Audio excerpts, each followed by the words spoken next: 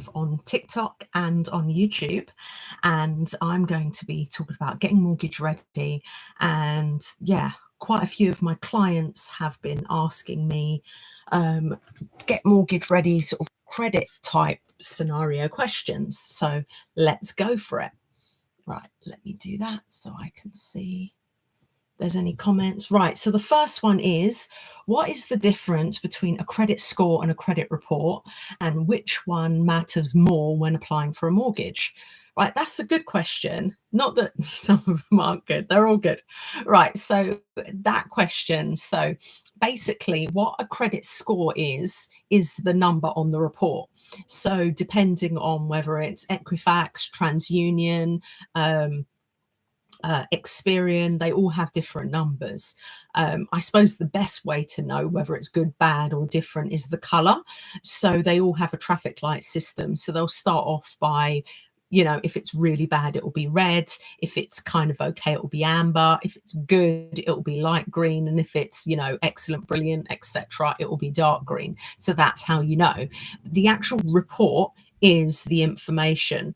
So when I speak to my mortgage clients, I'm always asking them for the actual report because I need the information. So when you're looking at the actual report, it starts off by saying all your credit commitments and your active ones, and then it will talk about your closed ones. Now, even if you close an account and you closed it in less than 6 years, it will still be there. So say, for example, you know, you've got a late payment, a default or whatever, and you settle it, close it, you think it's gone.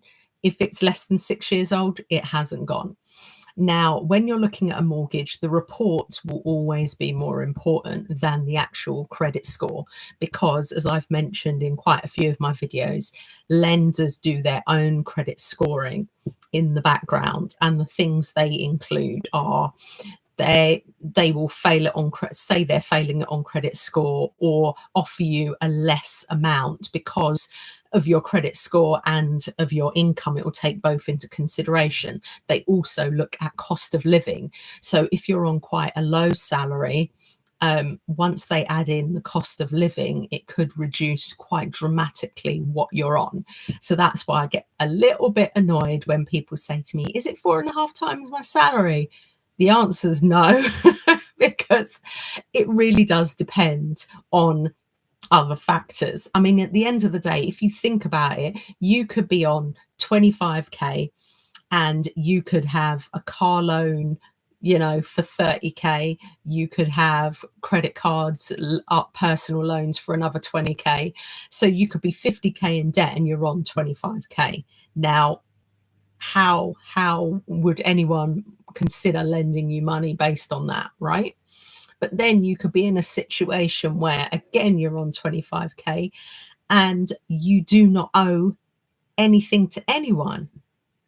So the person who owes nothing on 25k and the person who owes 50k on 25k, should they really be given the same mortgage? I mean, realistically, one's outgoings is completely different to the other. So it's definitely something to bear in mind. So the next question is it true that checking your credit card too often can lower your score? Right. If you're personally checking it, it depends what you mean by checking it. If you're literally just downloading the report and having a look, it doesn't have any effect at all. If you're running soft searches for some reason, if you do too many in a day, a week, a short space of time, it will start to have an effect. But too many, I mean more than 3. If you do hard searches, so that's when you apply for a loan and things like that, it will leave a hard footprint, and that does have an effect on your credit score. I've never had credit before. Is that a good thing or a bad thing when it comes to mortgages? Unfortunately, it's not the best. I know a lot of first-time buyers, and unfortunately, this is what's happened to them. They have done everything in cash. They've never had a credit card. They haven't even got a debit card with an overdraft. They have no credit at all. And the thing is, lenders will look at them and they'll be like, right, okay, based on the fact that you've never had any form of credit, we don't know how well you can manage credit.